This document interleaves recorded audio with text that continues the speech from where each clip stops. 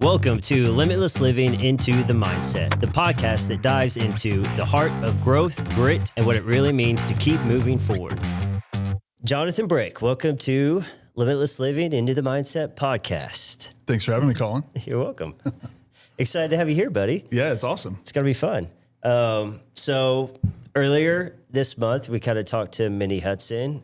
We got to hear her incredible story and then kind of the journey into who she is now and how she got there with her baking, wildflower baking, and all of that stuff. So super excited to kind of recap that with you and hear kind of what you as the viewer / listener were able to kind of pull from that and see where we can take it from there. So what were some of the key things? What were a few key things that you kind of took from? Yeah, well, I think the first thing, one, I know Mindy very closely. She's one of my closest friends. That she's one of, well, maybe like your only best friend. My only friend, period. Yeah, period, yeah. Everybody else just kind of a acquaintance. Yeah, Colin. Yeah. Just but every it is, couple week lunch buddy. Yeah. That's right. This is different than the Wendy's setup, isn't it? It's a different little than bit, having lunch at Wendy's and talking. But a little bit. Hearing Mindy talk about her story, like out of context of being the person she's talking to, it was really interesting because you pick up on just different themes and different kind of parts of it that you wouldn't normally maybe hear or notice as much. So I think the thing, kind of the overall idea of her talking about, like, first and foremost, taking care of yourself is so important, such an important aspect of taking care of the people around you.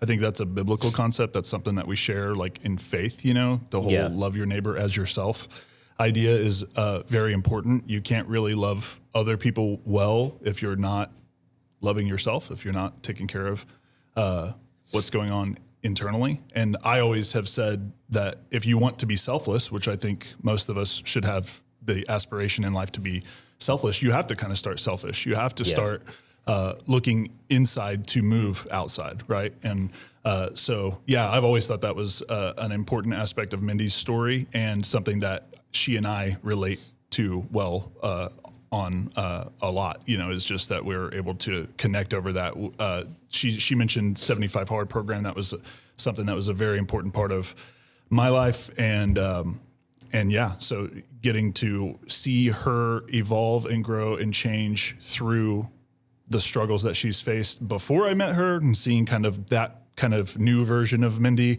was awesome just when I was starting to get to know her, but then also seeing the challenges that she's faced since we've became friends and since we worked together has also just been super inspirational for me and really encouraging to me because I know her resilience through adversity.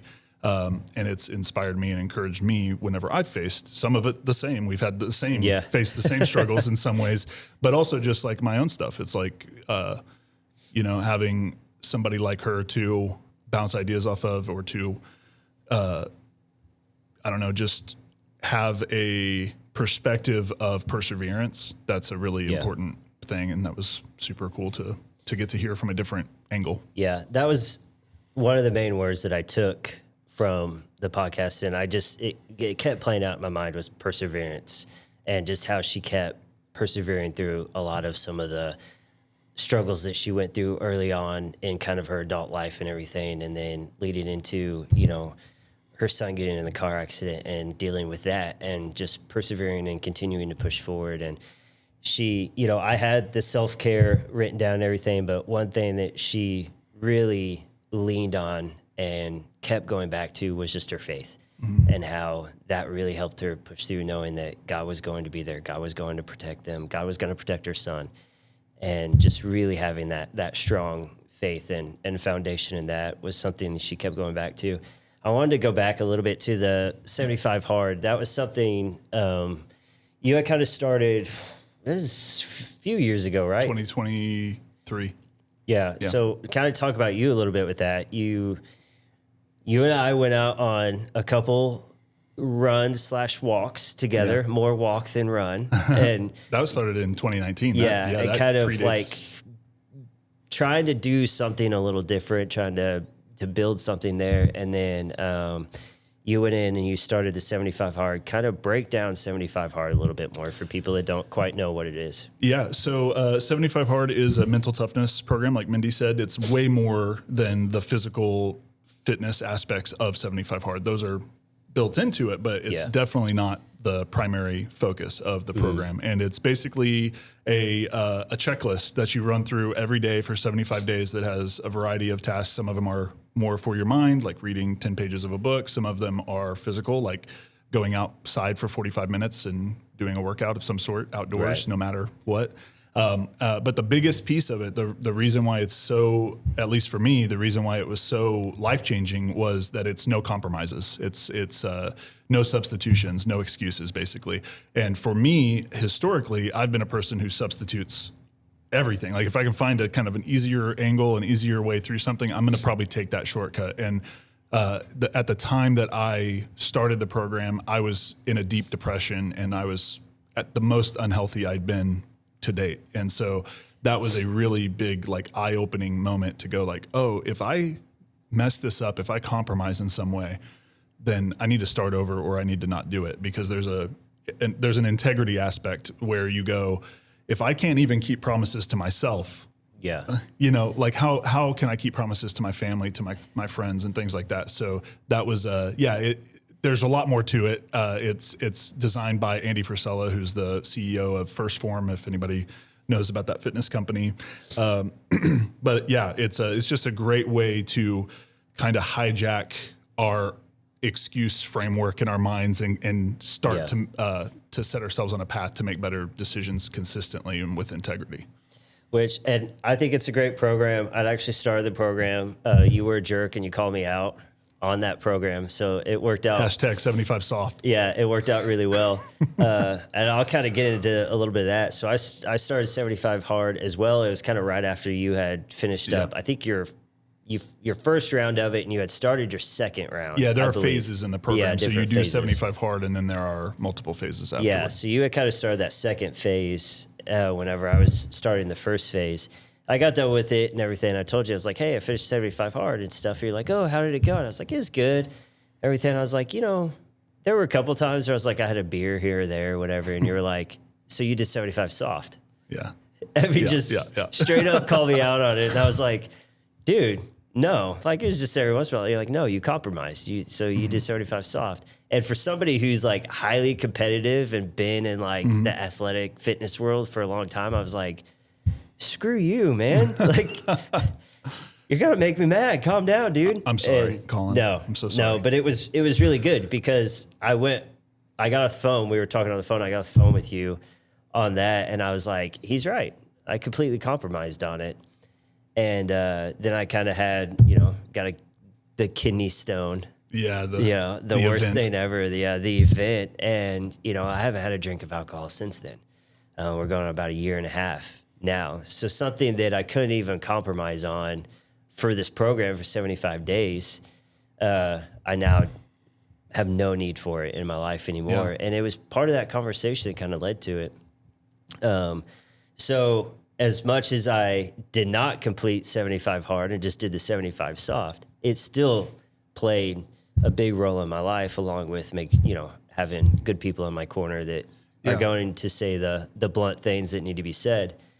And it's now led to the challenge that I'm currently doing right now, which is the 365, where you're running every single day, no days off. And having that kind of foundation of the 75 hard and knowing there's no compromise has really helped me. I'm on, I don't know what day it is at this point. I'll have to look, but it's day 150 something, I think, or whatever. That I'm on it, and it's just like it's normal life at this point. I think that's a big circling back into Mindy's story. I mean, she did 75 hard after that and during one of the hardest seasons, if not the hardest season of her life to that point. And there's something about it whenever, and it's not just, yes, it is the program's important, and if you're going to do it, it's important to do it by the book or whatever. But it teaches you so many things about yourself that allow you to then turn that into selfless living, to turn that into giving to others and sharing what you've learned with others, and then realizing that there's a community. And it can be your same community of friends. It can be people that are already close to you. It can be, I went on an 8-mile run with Brian during in another phase of that or somewhere around that. It motivated me to run a half marathon, and all kinds of stuff came from that. And then really even going further back, to 2019, whenever I was running with you, and really embracing the identity of just because I am not running right now, just because I'm focusing on other things, or my priorities are a little different, or maybe I have kind of slipped up, or what do they call it? Yeah, backslide, which is I don't like that language really, but even though maybe I have in these ways, I can still, my identity can still be in those things. Just like as a Christian, my identity is still in Christ, even whenever I'm not living, 100% by the standard that we would set before us. And I think that's part of Mindy's story too. All of these things have shaped who she is, and she is the person that she is because of those adversities, those obstacles that have. I read the younger years. Yeah, the young and stupid years is she? Yeah, I read a book a while back, years ago now, by Ryan Holiday, called "The Obstacle Is the Way," and it really is about that sort of resilient, persistent mindset that you can't avoid your problems, you can't kind of skirt around them, you can't change them, you can't change your circumstances most of the time. So really the only way out is through. And I think Mindy's story has been that, just barreling through the things that that would crush most people. Yeah. And just saying, you know what, God has a plan in this, and God has a purpose for my life through this. And I'm going to see that on the other side. And I'm not going to see it now. Mm-hmm. I was just talking to my 12-year-old about that. He's going to be 13 in July. And we're talking about, what it means to become a man and things like that. And how do we face adversity in our life? And it's having a vision for tomorrow, having a vision for what's down the road, and not getting caught up in the pain that is today. That's a big part of running. That's a big part of 75 Hard. That's a big part of dealing with life stuff that you can't control. And that sucks, is you don't look at what is happening right now in the moment. You look at what it's going to be like 6 months from now, or 6 years from now, whenever things have, the tides have shifted a little bit, and you're able to look back with perspective and go, man, I'm actually grateful for these hard things, because they wake us up to what's truly important. And that's, I think, been Mindy's whole story. I mean, you guys listening and watching can go back, and if you haven't watched the podcast with Mindy, you should go back and hear it, because it's inspirational, and not just in the cliche way. It's we can do so much more than we know that we can. God has equipped us with everything that we need, and everything that He needs for us and from us, to be able to turn a really tough, what could be looked at as a tragic scenario, into a triumphant kind of scenario. And that's really hard to do. And Mindy has done that multiple times over in her life. Yeah, I agree 100%. One of the things she mentioned as well was, when you're kind of taking that journey, or when you're trying to take that next step, or, trying to figure out what direction you go, there's no right way or there's no wrong way. There's, this path, and no matter what path you're taking, it's going to end up good, because as long as you're focused on God and looking towards God, it's always going to end up good. So it doesn't really matter which way you're going. So that was something that kind of stood out to me, and I'm sure you could elaborate a little bit more on that as well. But yeah, when you're walking in God's blessing, you can't help but be blessed. And so when you are pursuing things that reflect that mindset, love your neighbor as yourself, when you reflect that mindset of 1 Thessalonians 4:11 and 12, I think it is. It's make it your ambition to lead a quiet life, working with your hands. And it goes on to say, basically living a life above reproach, or living a life of in such a way that you don't have to be dependent on other people for anything. That's not just I'm going to go make it work kind of mindset of it's not a mindset that says screw everybody else. It's a mindset that says, no, God has designed us to operate and work in this way. The relationships that we have and the ways that we do depend on other people are only an extension of ourselves in that moment. We need to be self-sufficient. We need to be able to go through life and not just kind of float by or make excuses for the things that are going on or the hand that's been dealt to us, but we need to make the most of that. And we need to operate in a way that would reflect who we want to be, not necessarily who we feel like we are today. Yeah. Was that something you kind of held on to as you were training for, when you started getting into running a little bit more, you were training for kind of that first 5K and then 10K and then ultimately doing your half marathon that you did? Was that kind of something you were holding on to, something that was kind of motivating you, and just that self of, I got to be better, I got to push harder, I got to... Yeah. There was one quote from a guy, he's like a social media business dude who also is like a buff dude who talks about working out all the time and stuff, named Alex Hormozy. A lot of great inspirational stuff, a lot of really challenging things when you look at like the world of business and the world of fitness and stuff, because there's so much fluff and so much like overemphasis of like morning routines and this and that and all this stuff, which is not bad in and of itself. But all that to say, he has one quote that has stuck with me that I feel like fits really nicely with the kind of more spiritual stuff that I cling to, which is, I cannot lose if I do not quit. And so when you're doing something difficult, when Mindy's going through this tough situation personally, but also she's in the middle of this challenge that's just a personal, mental toughness challenge. I cannot lose if I do not quit. That's the big deal. Like if you're on that program and you get to day 6 and you mess up, you quote unquote fail the program, but you can just start up, pick up and go again. If you learn a principle at the end of it, like me right now, like I lost quite a bit of weight during the 75 hard time and all of the other stuff that I did after. But right now I've sort of been not in a slump mentally, but sort of like I've scaled back on a lot of those things. And man, the same things inside of me motivate me in the same way that they did when I was like super strict and super rigid about that stuff. Yeah. And it helps me know that I haven't given up. I haven't quit. I haven't fallen backward in my life.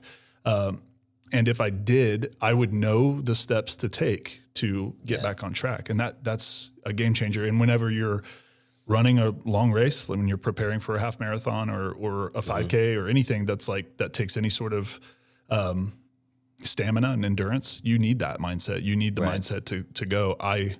The only time that I mess up, that I lose, is if I stop. And that doesn't mean that if you have a bad run and you stop and your legs are hurting and you have to take a break for a couple of days. It means if you stop altogether, and that's definitely been a motivator for me, that mindset of moving forward no matter what. Yeah. And not throwing in the towel. Yeah, I mean, we tell our kids all the time on cross country team and stuff, you're going to have a bad run. It's going to happen. I tell it to all of the athletes that I train, like, we're going to have bad days. You're going to eat the wrong thing. You're not going to get the right amount of sleep. You're going to have sore muscle here or an ache here. Like, it's going to affect you, but it's, what's your mindset on that? Is it, I'm just going to give up and quit? Or is it, today was a bad day, I'm looking forward to tomorrow? And like, you have to have that mindset of tomorrow's a new day. And I mean, running is very much that, because you could go out and you could have a run where your whole body just hurts. And then you go home, you get in an ice bath, or you take ibuprofen, or you roll out your legs, you stretch, or you do all these things to recover, and the next day, all of a sudden, you're good to go. Or you even look at nutrition. You go home after a horrible run, but that whole next day, you're eating good, you're eating right, you're getting the vitamins you need, you're getting your iron levels back up, and all of this stuff. All of a sudden, you're like, wow, this run's a lot easier today. It can literally change like that just within 24 hours for a sport. So it does kind of teach you that of, today was a bad day, but tomorrow's a new one. Yeah. So, and just kind of going into that. And I think, again, taking it back to Mindy, she had those moments of like, wow, I'm sure she did. Wow, today probably sucked, but tomorrow's a new day. And we just got to keep pushing that. And God is in every moment of that. Even the bad days where you're feeling down on yourself, and the good days, he's there. I want to get a little bit more into kind of the mindset of it. You kind of talked a little bit about your depression. It's something I've struggled with as well. You were kind of, I don't know if you know this, but you had started therapy and everything kind of prior to me starting it. But it's something that now that I've started about 6 months into it, I'm like, you remember when CrossFit like first was a big deal? And everybody that went to CrossFit, they were like, you have to join CrossFit or die. Yeah. You know, like that's kind of how I got with therapy, because it changed my life in so many ways and really helped me through a lot of that. And I was somebody who was like, I don't need that. I'm fine. You know, it's not a big deal. And then once I started going, I was like, wow, this is really life-changing and helpful. Can you kind of talk a little bit about your kind of journey with that and everything? You didn't think we were going to get into this, did you? I'm trying to. No, I thought we could, but I didn't. I tried not to over prepare so I wouldn't come off as, hello, I am on a podcast. So during that time when I was realizing, I'm in the worst part of this decline, it'd been years of me just like not taking care of myself, not thinking too much about it, just going, just pushing forward and not really thinking too much of myself and how I feel at all. And I was really starting to have some pretty dark thoughts. And I just knew that was not okay. And that's not who I typically have been throughout my life. And I felt so opposite of the way that I knew myself to be all these years. And so it was just really kind of weird to be faced with somebody that you're not really familiar with, and it's you know, that's a strange feeling. Yeah. And it was right after an extremely difficult situation at the church that I was working at, that Mindy was also working at. And just as a quick aside, before we get too far into the therapy stuff, like when you're listening or watching the podcast with Mindy, like knowing her personally and hearing and seeing and going through those same experiences with her outside of a camera or a microphone or telling the story years later, like it was extremely difficult. And our families were very closely connected during that time, still are today. But like we were going through that in tandem, and I was getting so much. I keep going back to inspiration, which I know can sound kind of cliche and cheesy, but I really do mean that. I mean, like when you have we're a health and wellness podcast, might as well. When you're going through something difficult with someone else, you can't help but like their highlights or their highs of going like having a good day helps you have a better day. Right. Whenever they're going through something tough, it helps you give perspective to them. Hey, yeah, I felt like that too, and this is how I got through that kind of stuff. So it's real. That's all I want to say is like all this stuff is really how it went, and it's much more difficult than we can really express like on a conversation like this. But it was a big deal, and the kind of fallout of that and the reaction to us leaving was it wasn't the catalyst for the whole thing, because I was already in a bad place emotionally and spiritually and physically.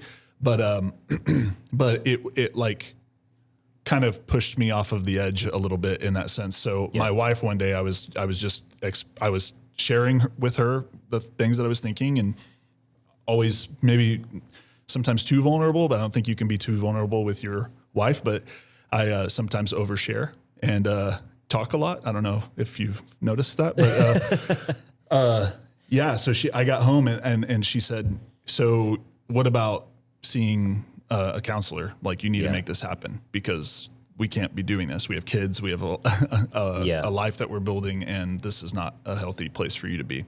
Yeah. And so that was really the catalyst to make a change. So I actually got connected with two counselors, overdid it a little bit maybe, but my thought was I wanted I wanted a Christian perspective, but I didn't want it to be Christianese. I didn't want it to just be a bunch of like, okay, I know what you're going to say, I know what verse you're going to quote, I know all this stuff. Just pray about it. Yeah, just pray about everything, like, which of course those things are important, vital, but they're not everything.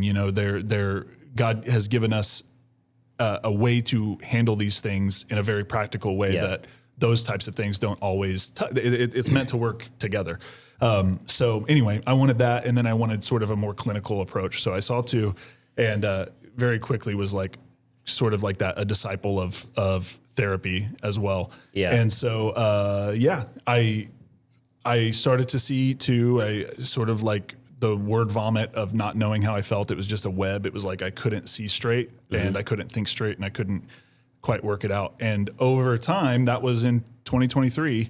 Actually, that was in 2022. Whenever I started to see a counselor, I still see a counselor once a month or once every couple of weeks, depending on what I'm going through, what my needs are. And yeah, it's been a complete. There's been a complete shift in my ability to understand my own anxiety, to understand my own kind of neuroses about different things in my life, and to, in partnership with the Holy Spirit, in partnership with Scripture, in partnership with my prayer life and physical fitness and things like that, it's been there's been a complete change in the way I even approach like just average everyday things, like being nervous about being on a podcast, or wondering how it's going to go when my kid's a teenager, and that's a whole new world that we're going into, or just an argument with my wife or whatever. Or just, I mean, for me, it was just the way that I self-talk and things like that, instead of saying I should have, know, and things like that, and really practical stuff and stuff. Focusing more on the future and not the past and what you should have done and everything. So my therapist, she's like, nope, we don't say should. Yeah, that's not where we need to be. And I know that goes back to like my, when I'm a kid and I hear my coach say, no, we never say can't. We can't, and stuff. But I know that Mindy is also in seeing a counselor and things like that too. And I know that's a big part of, I think that can be, definitely confiding in a pastor or a mentor or a friend, a close friend. I think we all have those things, but I think there's a time where you go, hey, I need somebody with a different perspective. And for me, it was the biggest thing in that was somebody objective, somebody that doesn't know me, doesn't know the circle, doesn't know the community that I live in. That was a big deal, getting outside perspective. That was the same way for me too. And that's kind of why I wanted to bring it up, because I think it's important. I mean, in Mindy's podcast, if you haven't listened to it, go listen to it. But she mentions, her second husband, attempting to take his life and everything. And, I've had somebody in my life take his own life. I've had family members in their life that are struggling with somebody that they know. It's, I say it all the time, like it seems like our kids these days, it's just a common thing. Back when we were in school, which was not that long ago, it just wasn't, maybe it wasn't something we talked about as much. Maybe we're just talking about it more, but it just wasn't something you really, really heard much about. It was a very like crazy thing that you heard about, but now it's almost daily. Like you're hearing about something. So I wanted to bring it up because I think it's very important to seek that help. I do. I agree with you. Friends are good. Mentors are good. Coaches are good. Pastors are good. Having those people in your life are good, but getting that outside perspective, somebody who doesn't know you and who's just trying to get to know you, they're going to be able to give you a lot of that feedback. So I wanted to bring it up to encourage it. We talked about a lot of, intense subjects with Mindy's podcast. And I think it's important to get that out there, that if you need that help, go seek that help. And that's part of the self-care that she's talking about. It's not selfish. It's self-care. And I think we really need to focus on that. And I think that's really the main focus that I pulled from Mindy's podcast. And if I could say anything, that would be like a kind of an action item for people listening that I've learned from therapy. And I've also learned directly from Mindy. She journals, I don't know if it's as much as she used to, but she's always been a journaler, somebody who's kind of gotten her thoughts out of her head.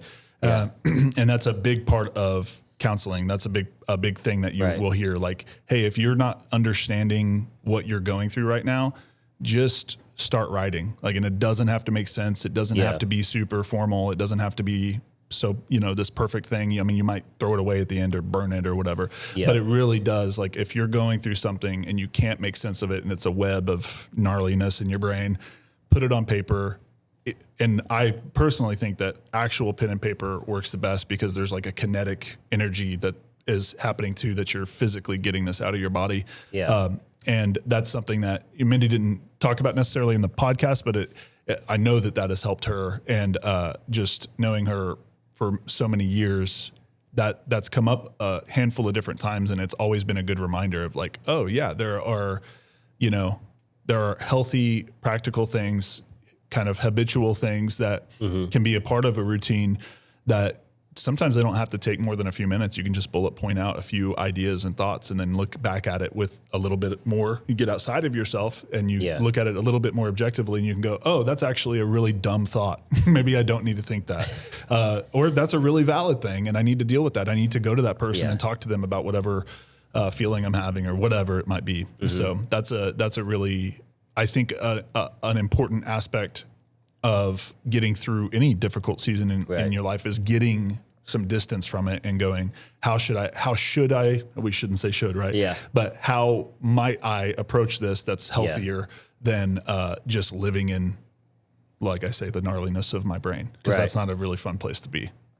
So no, I think that's great advice. So listen to that, go and journal and do that more often. I think, I've done the same thing. This is my journal right here. So I do a lot of things through it. It's journal. I see a lot in there. Yeah. It's journal, church notes. Oh no, I see. Okay. Everything, fresh page, everything like that in here. So it's something that I've started in my life as well.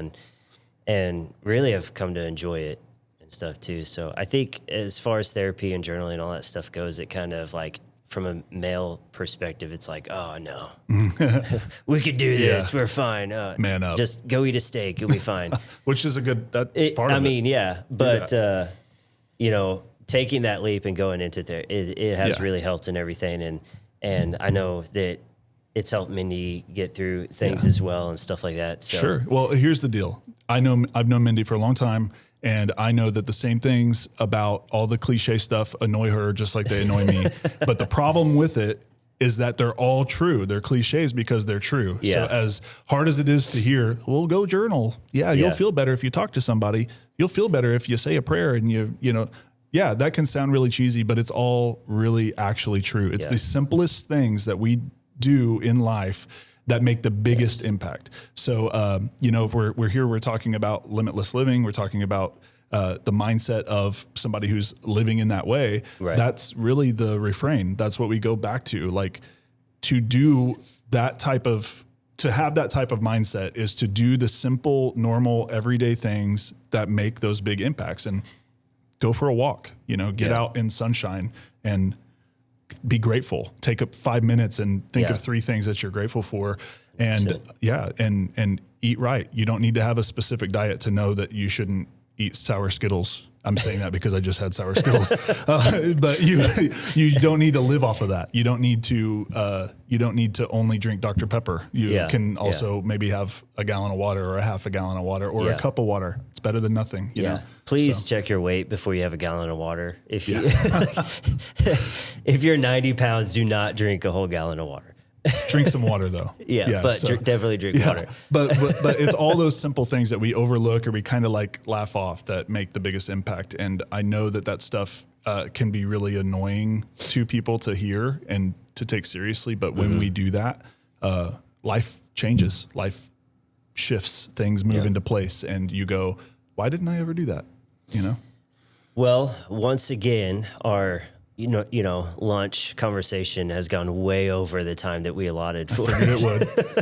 as usual when we get into conversation, but that's why I wanted you on here because I always appreciate sitting down and talking with you. I enjoy our lunches, and now we get to do it with mics in front of us, and I love it. Where's my biggie bag? I know. I don't know where. I enjoyed it, and it was really cool this time to be able to have you on after our first podcast. And it was one of your best friends, and to have your perspective of that and being able to talk to you. So thanks for coming on, and I can't wait to continue to do more of these with you. Thank you again for having me. I respect Mindy greatly. Her and Travis and her whole family are very loved by our family. And so thanks for allowing me to break down the podcast with her. Thank you. Yeah, it's been fun, man.